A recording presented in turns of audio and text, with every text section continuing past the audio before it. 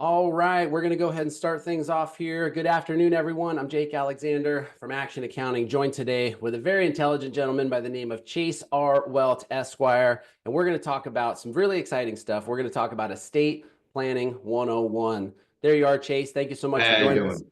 How you doing Thanks for this having afternoon? me. Oh, great. So we always like to start off with an agenda here just to keep everyone on track and respect of everyone's time. We want to make sure we bring as much value as possible. So we always start with a little intro, just an intro to me and our guest here, Chase. So real quick, just about us and our businesses, what it is that we actually do. We're going to spend the majority of today talking about estate planning. We're going to start off with an overview though, right? Like what is it, who is it for, and how does it actually work? Then we're going to dive into some top tips. We're going to talk about how to secure your legacy, how to protect your assets, and how, most importantly, how to make informed decisions. I think with a lot of this stuff, there's an education, there's a knowledge gap with most people about, how they think this stuff works and how it actually works. And so we're going to spend some time here. We're going to break things down. Thank you everyone for joining us and taking some time out of your afternoon. And then most importantly, we always end up with Q&A at the end. So we book these events for an hour, 60 minutes. In reality, we don't want to just have us up here talking the whole time. So it's usually about 30 to 35 minutes of actual content of items that we're going to actually discuss with everyone. And then we want to have plenty of time for Q&A at the end. And so I say that to say we do want to interact with you during the course of this program here. You probably already noticed this is a little bit different version of Zoom that you may be used to. This isn't the regular version when you have a whole bunch of people on a meeting and you can see everyone's face and people can unmute and ask questions and stuff like that. We do that for a purpose because if you've ever been on a Zoom meeting where more than 2 or 3 people try to start talking at the same time, it can quickly go off the rails, and in respect of everyone's time, we don't want that to happen. We want to keep everything really organized. We want to bring the information to you as concisely as possible, but we do want to interact with you. So I say that to say, if you look on your bar at the bottom where there is a chat button, like there normally is in Zoom, but it's going to say disabled. If you go over to the right, there should be a Q&A button right there. And so that's how we want you to interact with us. We want you to ask your questions at the end, but more importantly, we want you to ask them throughout the course of the program too. If you want to make sure that it works, just so we know everyone's out there knows how to use it, find that Q&A box and just type in there like your first name and the city that you're from. So we know everyone knows how to use it because we do want to interact with you. We do want to make sure you get value out of this and we get all your questions asked there. So find that Q&A box. Pop your first name and the city that you're from in there would be absolutely amazing. So we know everyone knows how to find it, and pop your questions in there throughout the course of the event too. So there we go. We got Jose from Tampa. How you doing? Angie from Wesley Chapel. We got Janice from Wikiwachi. Ron from South Pasadena. Perfect. Everyone knows how that works. Chase and I are actually in the same office here, which is kind of unique for these events, but we're coming to you from Tampa too. So all right, great. Everybody knows what that is. Ask your questions throughout there. Just quick introductions, and then we'll jump into the actual meat of the conversation of what we're going to talk about today. So I'm Jake Alexander from Action Accounting. If you're on this program or if you're watching it afterwards, you probably know who I am and a little bit about our business, but just a quick overview. We started the company back in 2016, was just me working out of the spare bedroom in the apartment type deal. Literally knew enough to be dangerous about how to file a 1040 tax return. And over the course of the past 10 years, we've been blessed enough to grow the company to what it is today. And at this point now we have 4 main departments. We have our bookkeeping department, which they spend a majority of their time, all of their time, actually creating financial statements for business owners, but more importantly, teaching business owners how to read their financial statements, understanding how to break them down and understand their different types of income and how all of the expenses match up to those types of income so they can make informed business decisions there. We have a tax prep department, which, I jokingly say around this time of year, folks in that department get real popular. They are working day and night as much as possible to compile all the documents from all last year's activity, put everything together, and produce timely and compliant tax returns, which is amazing. The thing about tax prep, just to highlight real quick, is we're reconciling all of the activity that happened for last year. And so I tell clients there's not a ton of magic that happens in the tax prep department. If we're only talking to you once a year and that's after the fact, there's only so much strategies, there's only so many things we're going to be able to come up with to save you money on taxes. So it's really not where the magic happens. Where the real magic happens is in the tax planning department. And that sort of takes the typical process and flips it on its head. Where, to give you a little bit of an example, instead of us right now focusing on all the activities that happened last year and putting everything together in the tax planning department, we're working for this year moving forward on what are the strategies we can do, what's everything that's out there that we can legally and morally pay the least amount of taxes as possible. And so tax planning is where we spend a lot of our time. And then last but certainly not least, we have our business consulting department. This is our newest department, which is doing very well. This is where we help business owners turn their business into an actual business. And so we focus here on strategic planning, operations, systems and processes, all of that not so exciting stuff to talk about, but it's oh so important if you want to build a business that can operate without you. And especially if you want to build a scalable, sellable business that can turn into what you started your business in the first place. And so that's just a quick overview about our 4 departments. You can always reach us at our website, which is actionaccountingusa.com, or find me on all those fancy social media channels there as well. So that's a little bit about me. Now I want to introduce Chase, and I'm going to let him take it away here in just a sec. And so Chase Welt, he's the owner of the law offices of Chase R. Welt, PA.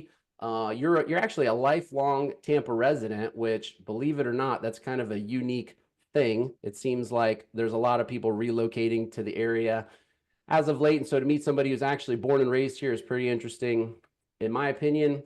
Out of school, it sounds like you worked at a lot of those big corporate firms. There you did all kinds of fancy stuff with estates, probate, complex legal proceedings. If you're anything like a majority of people, for a number of reasons, probably didn't find a lot of a meaning, working at those big firms and doing that. So you went out and started on your own. And then most importantly, you're a family man. You're married and you got 2 kids too.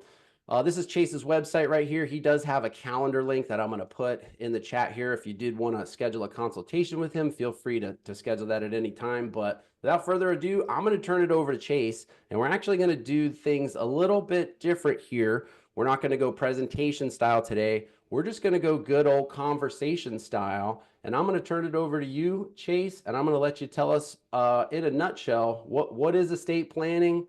How does it work? Who is it for? And we'll just really kind of take things from there. All right. Well, thank you, Jake, for having me on the program and giving me an opportunity to talk about the exciting world of estate planning, right? We like to joke about it, right? 100% of people need estate planning, but like 3% of people want to think about estate planning or talk about estate planning, right? But it's a very important thing, to get to that question of who needs estate planning. I always say, whether you're just starting out in adult life or you're in retirement or nearing the end of life and everywhere in between, that's where people need estate planning, right? Whether you're a regular Joe like me, right, or you're Elon Musk rich or somewhere in between, you need estate planning, right?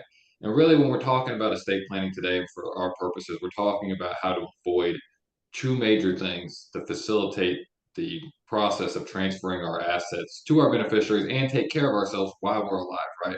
Number 1 is avoiding probate, right?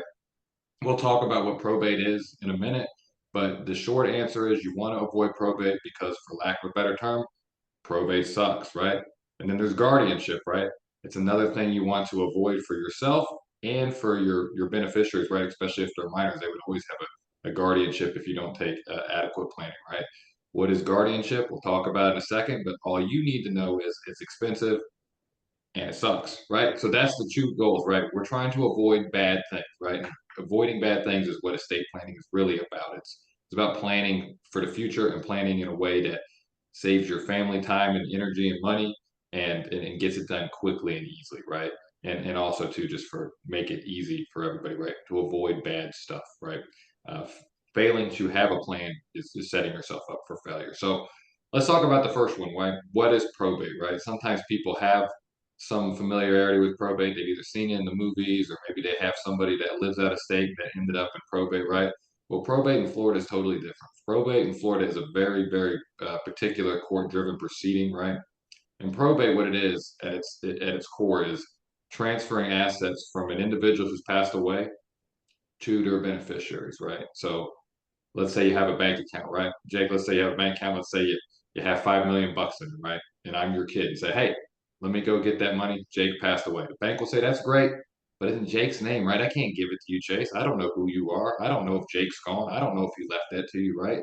Probate is a glorified court proceeding where that court order is entered by a judge saying, hey, bank XYZ, transfer this asset to Jake's beneficiary. Here's a court order that does it, right?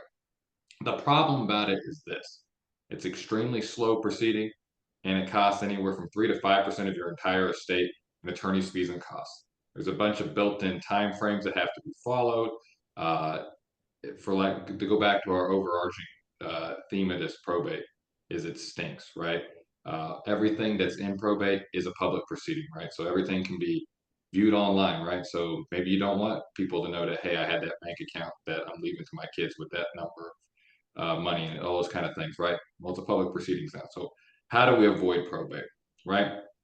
The next thing is, how do we avoid guardianship, right? Guardianship is a court driven proceeding for either somebody that's been incapacitated or for a minor kid, right? So let's go back to our example again. Let's say Jake was involved in a bad car accident, right? And Jake, I'm sorry to pick on you. Your wife's going to be horrified watching Hey, this later. well, I Uh, so far I've got a ton of money in the bank, but now I'm in an accident. I don't like the way things are going here, Ian. Sounds like you need some estate planning.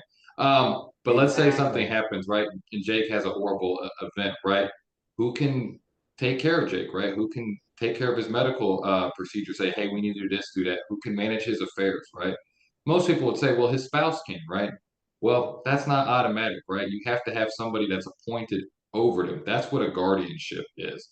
And the court would decide who that person is. Hopefully, it would be somebody that Jake would want to be in that role. But a lot of times, courts either appoint who they think you would want it, or they appoint a professional. And most of the time, professionals are flat out strangers, right? They hopefully are acting in your best interest. They hopefully are doing a good job, but you don't know. They're a stranger, right? It'd be no different than if I manage your own personal affairs, right? You don't know me. I'm a good looking guy on a camera right now, but maybe I'm not the person you would want managing your affairs. So that's what a guardianship is. We also see it a lot of times with minor children, right? When you're under 18 years of age, you can't inherit legally. The money's held in that guardianship.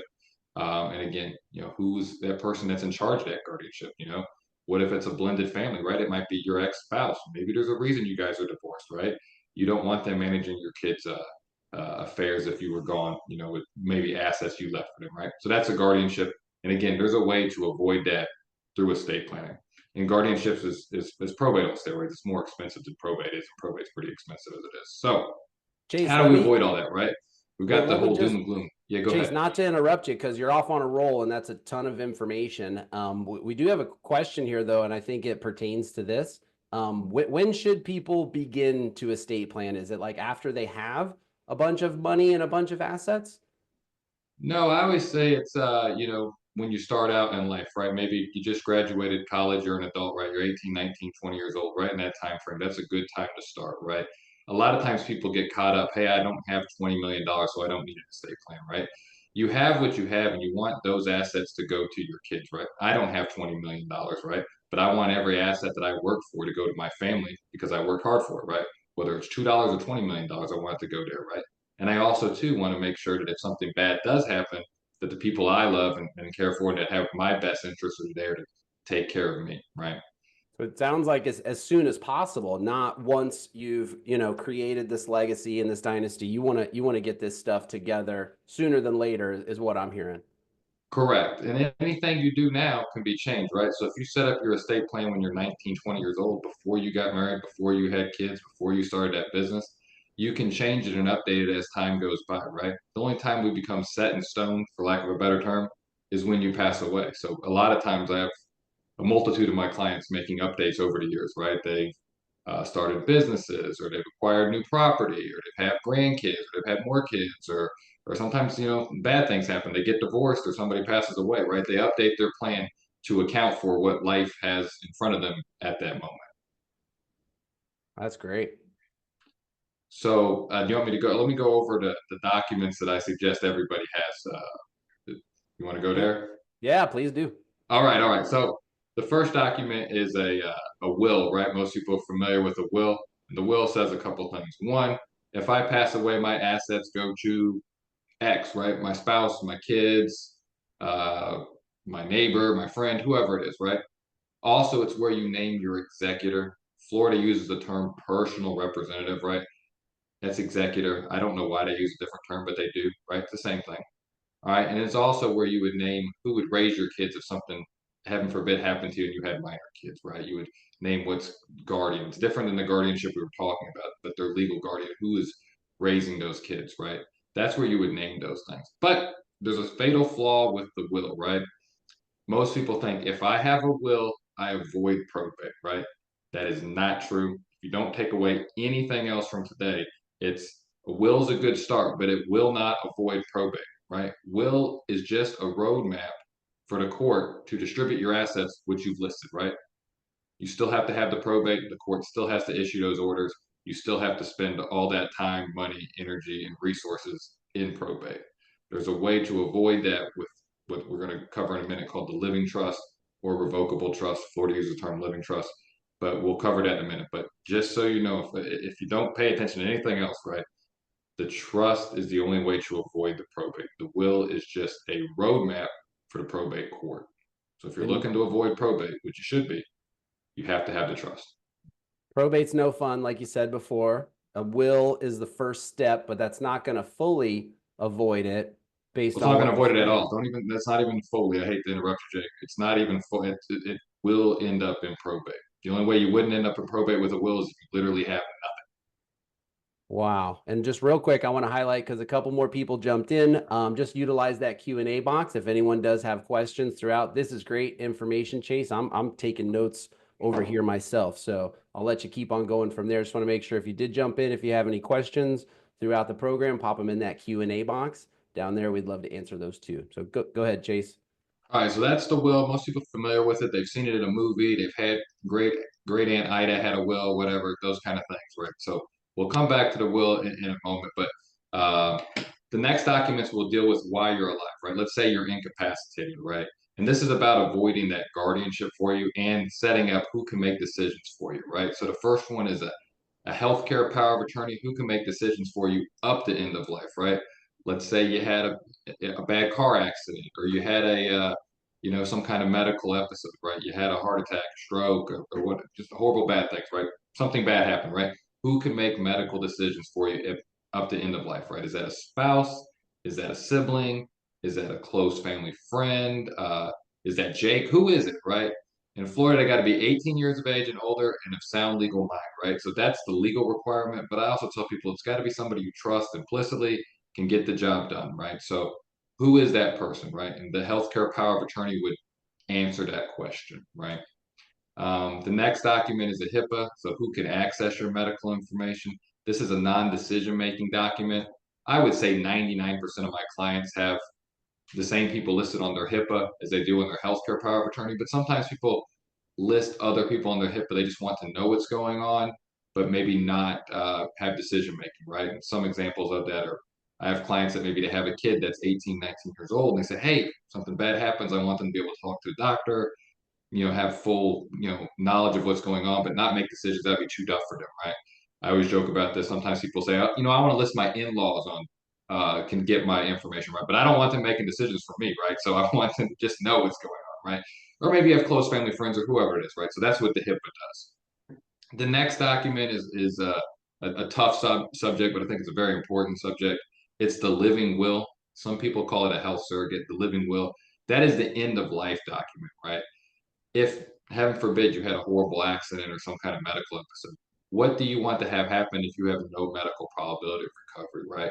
So the way this document works is if two doctors that are treating you agree in writing that you have no medical probability of recovery, there's nothing they can do for you. You're never going to regain brain activity, anything of that nature. Do you want to be plugged into the machines or unplugged, for lack of a better term, right? It's a little bit more nuanced about medically, but it's the plug it in or unplug document. Not to be crass, but that's how that document works. But again, I always say it's important to have that because the cynic in me says if you don't have that document and it's not your intention to be left plugged in like that, hospitals and big organizations like that, they like to leave people in. It's very lucrative for them, number one. And number two, if they had made a mistake, they can't get sued for wrongful death or something like that because you're still alive. So a lot of times that's not what people want in life. So it's an important document to have in place. But I also think it's good to have a frank conversation with your family of what you want. And then finally, the last document in that five is the durable power of attorney, right? That's Chase, Everything non-medical. Yes. not to interrupt you, you get on a roll, and Listen, I they love call attorneys mouthpieces. We'll talk all day. So that. No, this is fantastic. I love it. But we have a couple of questions yes, that are pertaining. So the first one's from Bridget. She asked, do living wills ever expire? no. They do Unless not. you revoke them. If you revoke them, then yes. Or if you updated it by giving a new one, I guess you could say the old one expired. But do they expire? No. Okay, perfect. And then how about this one? When you get these documents signed, where do we store them? If I were to pass, this is kind of a multi-parter here, so we might have to break it down. I guess maybe start there. Where should someone store these Great, documents? great question, right? So a lot of times people, what they'll do, this is what you should not do, is they put it in their safety deposit box, right? You can't get Don't into the do safety that, is what you're deposit. saying? Yeah. Yeah, no, because there are a couple of reasons. One, for somebody to get into that box, they have to be a signer on the box, which means they had to go to the bank with you, sign, get a key, all of that. Number one. Number two, emergencies very rarely seem to happen on banking hours, right? I don't even know when the bank's ever open. 9 to 5, Monday through Nine, Friday, nine to or five, till 2 4 in days the a week. lobby. Yeah. So yeah, actually. And Okay, most branches, they don't even have a safety deposit box in that branch. There's only maybe one or two in town. It's downtown, right? So not there. I always tell people if you have somewhere safe at home, right? Whether it's a firebox, a safe, some people have a gun safe. Some people just put it in their filing cabinet, right? Nobody's breaking into your house to steal your estate planning documents, right? They're there maybe for jewelry or something of that nature, right? So I always say keep them somewhere in your house and let somebody other than you know where they are and how to get to them in an emergency. so this, I think, Tiana, I believe is how you say it. This explains the rest of that question, but let me just ask it to make sure, because they went on to say, if I were to pass and had a will, does someone have to know I have it in a safe somewhere? So that would be yes, I would assume from Mhm. what you said. And it says, do they have to know what attorney I used? And is this all saved somewhere publicly? No, they don't need to know what attorney you use. I a lot of times see, attorneys who've drafted a will 15, 20 years ago, and some of those attorneys are have passed away or they're retired, they've moved on, they're not practicing anymore. So no, it doesn't have to be that attorney that drafted it, right? You want to hire somebody that can give you advice on what you need to do that practices this area of law, but doesn't have to be the attorney that drafted it. Plenty of people hire the attorney that drafted it, but it doesn't have to be that individual. If you're in possession of an original will and you know that somebody has passed away, there's a procedure called depositing the will that you have to comply with that county. That's outside the scope of what we're talking about today. But what you need to know is if you're in possession of said will and you know that person has passed away, contact me or another attorney that practices, and we can walk you through on depositing the will. It's not that big of a deal. You're not going to go to get jail or get in trouble, but there is a procedure you need to follow. Perfect. We do have some other questions. I'm going to save those towards the end because they're a little bit different topics. So keep going there. You were on a roll. Okay. So. All right. And then the last power of attorney while you're alive is the durable power of attorney. Durable means it doesn't end unless you revoke it, which goes back to that previous question. But I use analogize a durable power of attorney as everything non-medical, right? The powers of attorney we talked about before, those are health related. The durable power of attorney is everything non-health related, right? I usually analogize the financial accounts, right? You got in that bad car accident or had that medical episode, right? Who can file for insurance, pay the mortgage on the house, pay the cell phone bill, whatever it is, right? All those mundane tasks you do day in and day out, your durable power of attorney would do that, right? And when families are setting these up, they can name the same person on all their health and durable documents, or they could have different people, right? Married couples usually name each other first, and then on the secondary level, maybe they name their kids or the same person, or maybe wife will name her siblings and husband will name his siblings, right? On those documents. So there's definitely some back and forth that you can do on that. And then the other thing that I want to say very succinctly about these powers of attorney, right? This avoids the guardianship for you, right? So let's say you're incapacitated, or there's some scammer out there. You see it on the news all the time. They file a guardianship over an elderly person, right?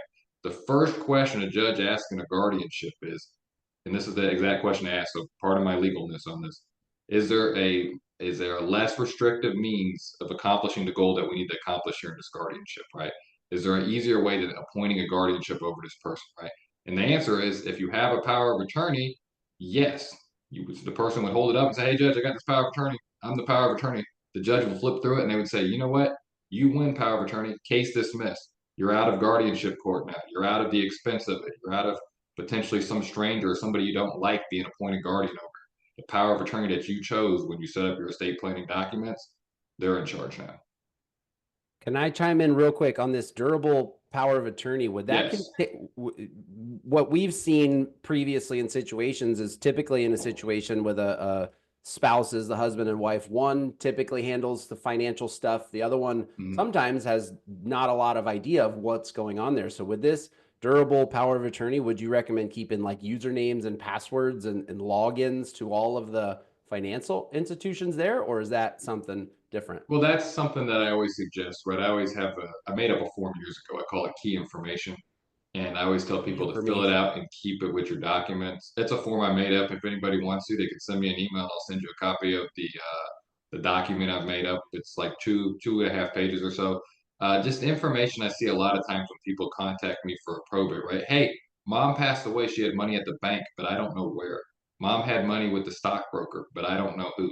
Mom has a Facebook account, but I don't know how to log into it, right? If you fill this information out, keep it with your documents, keep it somewhere safe for your family. That way they know what to do and who to do if something, bad does happen. Yeah, I think that would be great. If anyone wants access to that form, you could send you an email. And then I also put in the chat there too. If anyone wants to book an appointment to answer some personal direct questions with Chase, you can book an appointment on his little calendar link that we put in there too. So keep going. This is great information, Chase. All right, so that's how to take care of yourself while you're alive with those powers of attorney, right? There's a little bit more in-depth stuff that's personalized for each person, which is kind of outside the scope. But feel free to set a free consultation with me, and we can go over that. But the next thing is avoiding the probate, right? And that's really the big enchilada, the big kahuna you're trying to avoid, right? Probate is extremely expensive. I always joke, right? You never hear about famous people or rich people in probate, right? You just don't see those pleadings. Why? Because their attorneys, their advisors, whoever advise them on how not to end up in probate, right? And the way we avoid it in the state of Florida is with what's called a living trust or revocable trust, just a trust in general.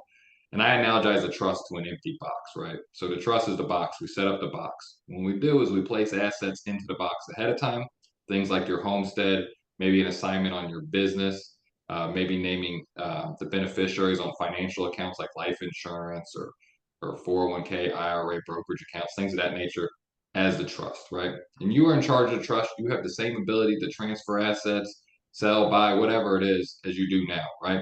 But if something were to happen to you, the trust would set in stone. And it would say a couple of things. First, this is my successor trustee, right? This is in charge. This is the person who's in charge of my trust, dispense with my assets, number one.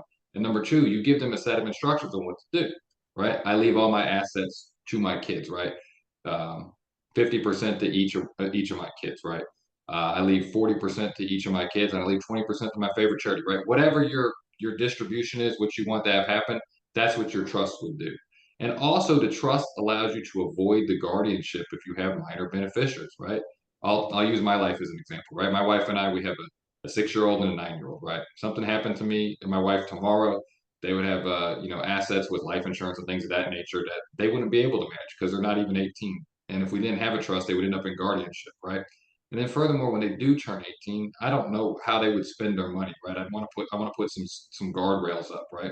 My son would probably buy a lot of baseball cards, which would be really cool and fun, but that's not what that money's there for, right? Maybe buy just maybe one or two baseball cards and use the rest of, go to college, start out in your life, right? So they get outright distributions when they turn age 25 and age 30, which means the trustee just writes them a check. Here's their share.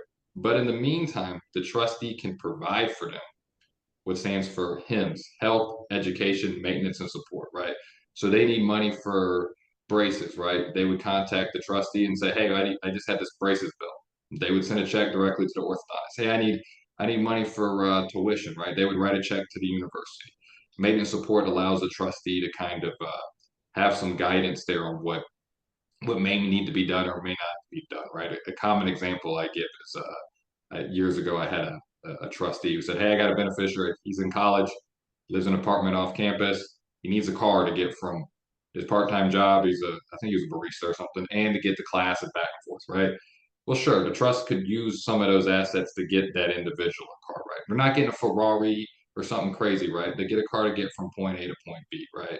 Maybe like when I was a kid, right? A used Honda Civic that the AC may or may not work all the time, right? One of those, right? Get you there safely, but definitely not going to be turning any years. So the trust allows you to provide for your minor beneficiaries or any beneficiary for that matter, and allows you to do it without having the guardianship and the probate.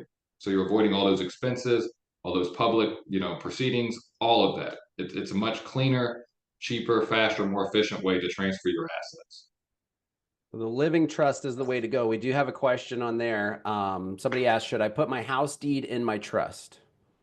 Yes, the house is the only asset that you can't name a beneficiary clause on. There's talks of these ladybird deeds or enhanced life estate deeds. I'll save you. That's a long drawn out subject. The answer is you don't want to do it. There's questions about remainder man. What if your remainder man gets in trouble? They get divorced. They get in trouble with the IRS. Things of that nature. The trust can avoid all those things. And furthermore, too, ladybird deeds can sometimes be kind of difficult to deal with during your lifetime if you wish to make a change. If you do a deed and put it into your trust, you can still sell your house or rent your house later, buy a new house. It's the easier, safer way to do it, in my opinion. So there's a follow-up part. It sounds like, yes, you should put your house deed in the trust. Yes, you should put your house in the trust. Your homestead, your homestead. If it's a non-homestead, we have to talk about it on a case by case situation because of Could be issues with the different. mortgage companies. And long story, but short answer is yes. Primary residence, yes. Follow up to that is if they do they still qualify for the 2 out of 5 year rule to help offset capital gains when they sell it? That's a tax question. I would say I yes, mean, but that'd be more of a Jake question. But on the primary residence, I would say yes, but that can get a little bit tricky. So great questions. If you do have questions, pop them in the Q&A box. We want to interact with you. We want to hear those. You're on a roll, Chase. There's one more question real quick, which I know yeah, the answer to this one, but is it a good idea to have your accountant and estate planner working together? no duh. Come on, Sherlock. Absolutely. You graduated top of your Absolutely. class. Come on. Yeah, no, definitely. Anytime you can have your team working together, that's good for you, right? If you're in a boat and everybody's paddling at different times, you're not going to get very far, right? But if everybody's rowing at the same time at the same speed, you're going to get there faster and safer. Nice. I thought I knew the answer to that one, but I had to ask it because somebody popped it in there. So you go ahead. Yeah, so the trust is obviously the best way to go on all this. A couple, I guess, pitfalls I'll say I've seen over the years, right? A couple of them. Number one, sometimes people will add somebody they're not married to the deed of their house. Never ever do that. That voids your homestead protection, right? In Florida, they call Florida debtor's paradise, right? Nobody can take your house that's not the mortgage company or the IRS. Small caveat: the IRS is allowed to break every rule when it comes to assets, but that's here nor there. But you never want to add somebody that you're not married to your deed because one, that voids that homestead protection, which is very powerful in Florida, and two, you're going to screw up your stepped up basis on said house, right? If that you bought that house years ago for pennies, like most people did, and now it's worth a whole bunch of money, right? When you pass away and transfer that to your kids, they get to start over again with it being worth a whole bunch of money. So don't take that away from your kids. I see that one a lot. I see a lot of people on the internet, right? They see these commercials. I'm not going to say the names of these companies, right? You know who they are. Uh, if you pause their commercials or go on their website at the very end, it says this is not a substitute for hiring an attorney or getting actual legal advice, right?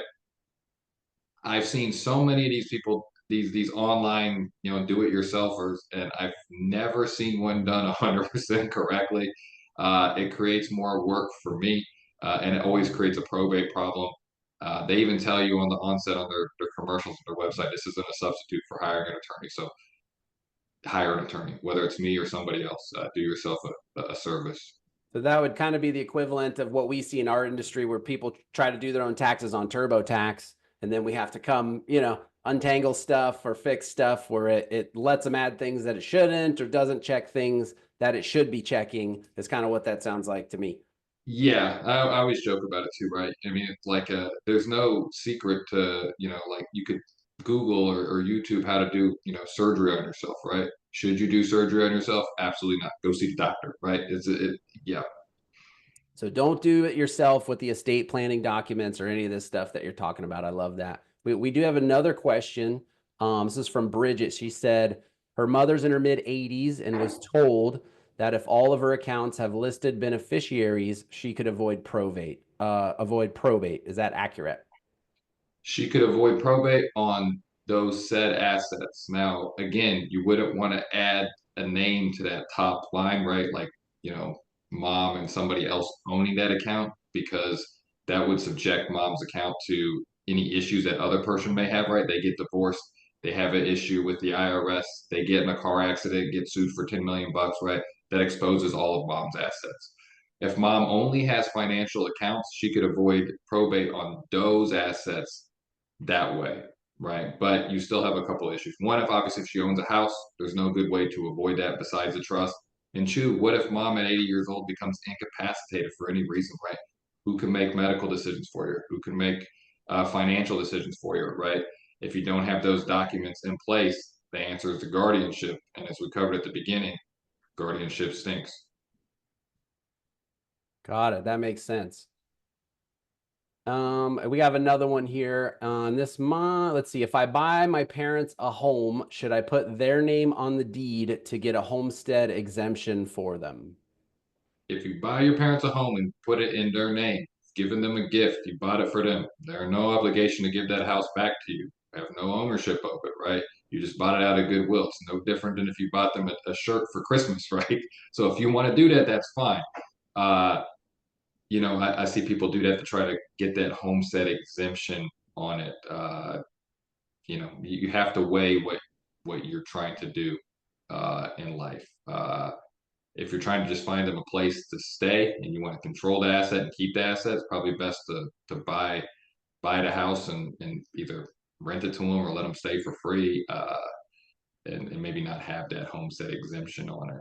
And there's two homesteads, so I don't know if most people aren't familiar with this, right? There's the homestead I talked about earlier, which is that creditor protection, and then there's the homestead that most of you are probably familiar with that are on this call, or if anybody's worked with Jake, obviously, that's the tax exemption on the value of your house, right? They have the same name, they're both related to your primary residence, but they're two totally different things. And so there's a follow up here. I think you kind of answered that, which it sounds like. And they said if they buy it for them, but their name is not on it with them, it's solely under their name.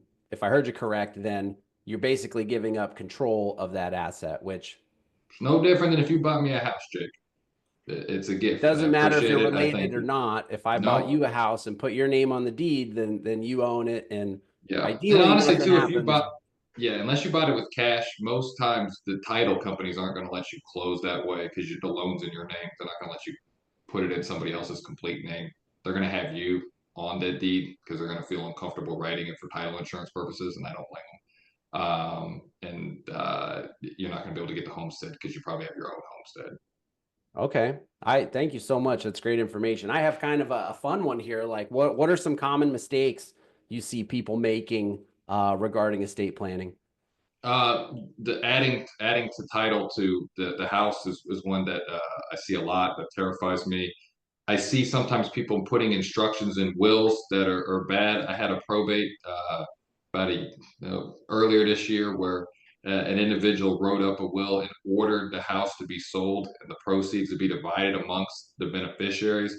The problem when you do that is you void the homestead that gets transferred to the beneficiaries, so it's not immune from creditors in the probate, and thus there was a large creditor bill out there from a hospital, and if they had drafted correctly, they would have paid that hospital $0. Instead, they had to sell the property and satisfy that bill, which was fairly substantial. Wow. That and then a lot of times the biggest one I see too is why we're even in probate, right? You'll have financial accounts that do not set up a beneficiary on it. I see life insurance policies naming ex-spouses, uh, things of that nature. Free homework for everybody right now. Check all your life insurance and your 401ks and see who the beneficiaries are. If there's somebody you're not married to anymore, or maybe somebody you don't have a relationship with anymore, it's a good time to change it.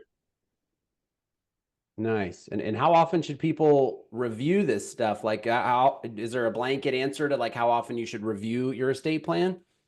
Good question. The answer I usually give is a twofold one. Every 3 to 5 years, right? Just take a look at it, make sure it still comports with your spot in life. But the caveat to that is if you have a major life change, right? somebody you've named is sick or passes away, or divorce or death, or you get married or you have more children, things like that. If you think it's a major life change, then you want to review your estate plan at that time, right? You start a business, you win the lotto, right? I've seen all these things before. I never get any of the numbers, right? I'm still 6 numbers short here, but any of those kind of things occur, those are good times to take a look at your estate plan.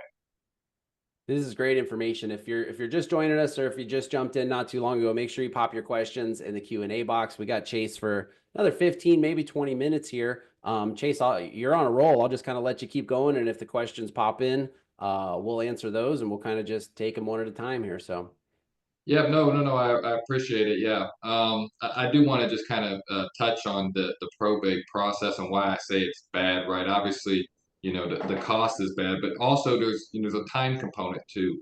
There's a bunch of built-in things in the statute that you have to comply with, and those have built-in time frames, months and months at a time. So families will get stuck in this probate proceeding, right? That's expensive and slow, and they don't have a chance to grieve, right? They've lost a close loved one, they've lost their parent, they've lost their spouse, they've something of that nature. And instead of grieving or spending time with family, they're dealing with me, they're dealing with the courts, they're dealing with paperwork and headaches that they don't want to deal with, right? They already have enough issues that they're dealing with now, and it's just adding a couple more things. And it's always tough for me when I get this question. I probably get it in every probate case I have. I get the client, the beneficiary asking me, "Hey, was there a way mom or dad or whoever could have avoided this?" And I have to say yes. And then they ask the next question, "Is it that difficult to avoid or that expensive to avoid?" And the answer is no. It's pretty simple. And I always feel bad having to answer that question. You can hear the pain in their voice, like, "Oh, wish this was something that we could have taken care of earlier." yeah, I could totally see that. That's the last thing you want to be dealing with when you're going through something like that, for sure. Yeah, it's no fun.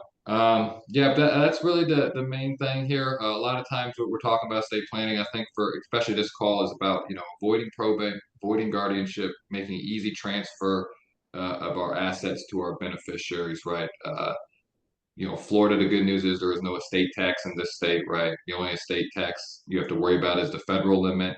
It's a little over 12 million a person, and it's to be added together, so it's a little bit more than 24 million for a married couple. So for most people, it's not a planning consideration we have to worry about right now. Obviously, that's a number set by Congress. I don't know what they do out there, but they could change that number at any time. It could go up, could go down, and if it does go in any direction, obviously Jake and myself and your professionals and your team would be able to advise you on that. But right now, the key is avoiding probate and guardianship for about 99% of my clients. That's great. And that number's gone up quite substantially in the past few years. I want to Mhm. say when I first got into this business, it was like 5 million in It total. was And it now was it's 5 million and 10 million in change reportability.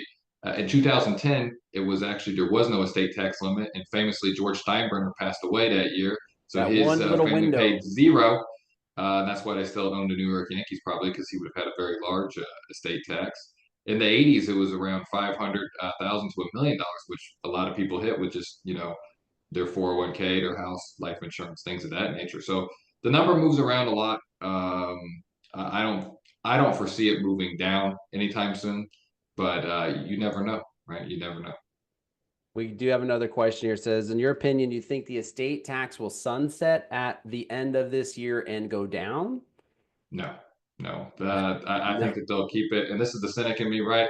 Probably shouldn't say this, but I'll say it anyways, right? All the people who donate big money to political parties, whether you're Democrat or Republican, are usually very wealthy. The one thing that they seem to agree on is they don't want to pay taxes at death on their assets. So they always seem to keep raising that number. That's number one. And number two, I think there will be an argument at some point, right?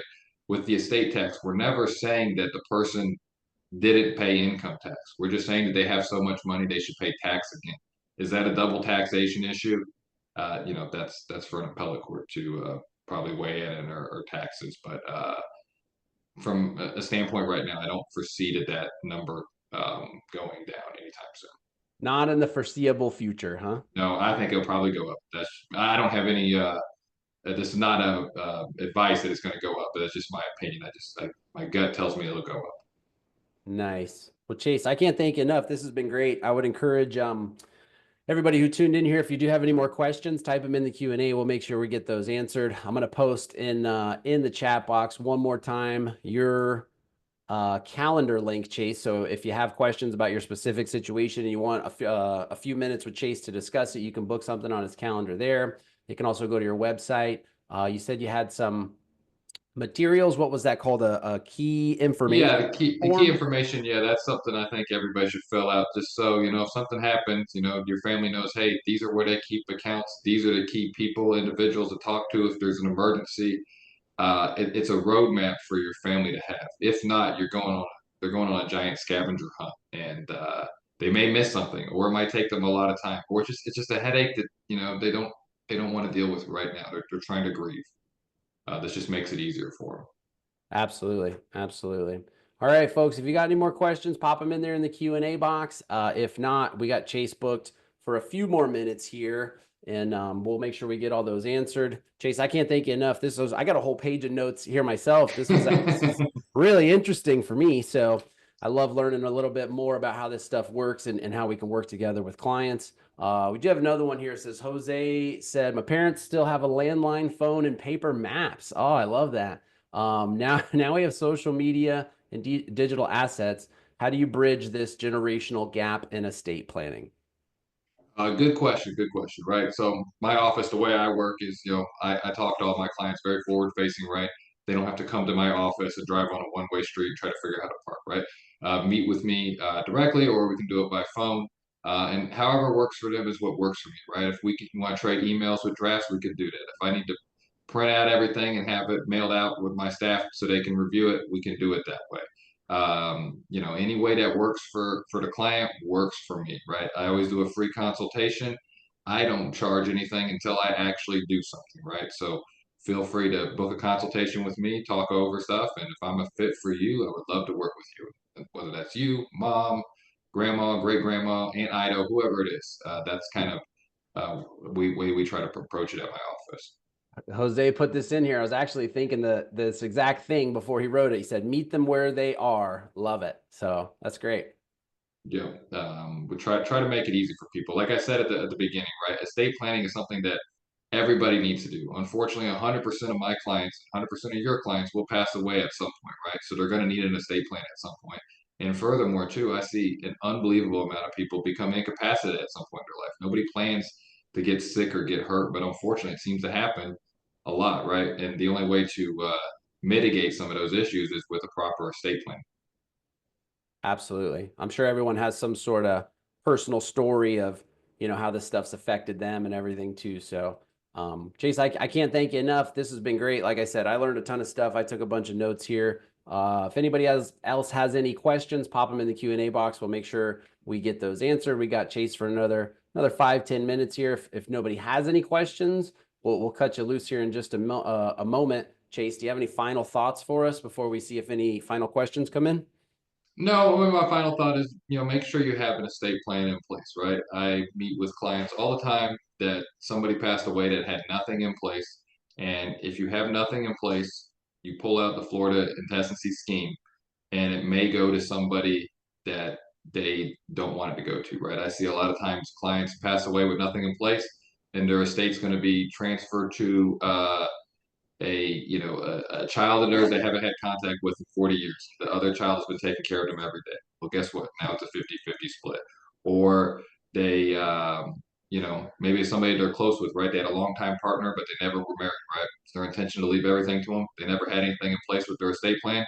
It's not going to go to that person, right? It's important to have those things in place, or else you're leaving up the chance what a court's going to do, right? Young kids, right? Maybe you wanted them to be raised by your a sibling of yours or a close friend, right? If you don't have anything in place, a judge is going to make a call on where your child will go, right? And that may or may not be where you want it to go, right? Judges are good people. They're trying to do their job correctly, but at the end of the day, they're a stranger to you, right? You don't know them, and they may do something that you didn't want them to do.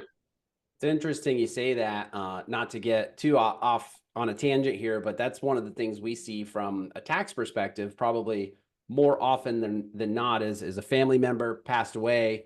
there was really no organization as to like who gets what as far as houses go and selling those assets. So we see from time to time, now siblings who should be, like you said, grieving and doing other things, they're fighting over, well, I took care of mom for the past 6 years, you've been living off wherever, and one of those things. So we do come across that.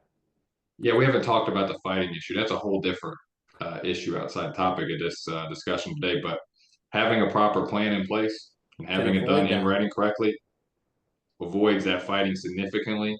I always tell clients I can never stop somebody from filing a lawsuit, but I can make it very difficult for them to have any level of success whatsoever, right? So it avoids all those issues or mitigates them to a non-issue. Great. Well, this was awesome, Chase. I can't thank you enough. Once again, if you want to book an appointment with Chase, we put that calendar link there in the chat, so you should be able to see that. Click on there and get an appointment booked with him. If nobody else has any questions, we'll cut you loose here, Chase, and we'll talk to you next time. All right, sounds good. I appreciate it, Jake. Thanks for having me on. And if I can help anybody, whether it's you or your family or your friends or your neighbors or your coworkers, whoever it is, I'm always available. So I appreciate it. If you got anything out there, give me a call. Get Chase on the case. Oh, nice. I love it. Thank you so much for tuning in. We'll talk to y'all soon. Take care.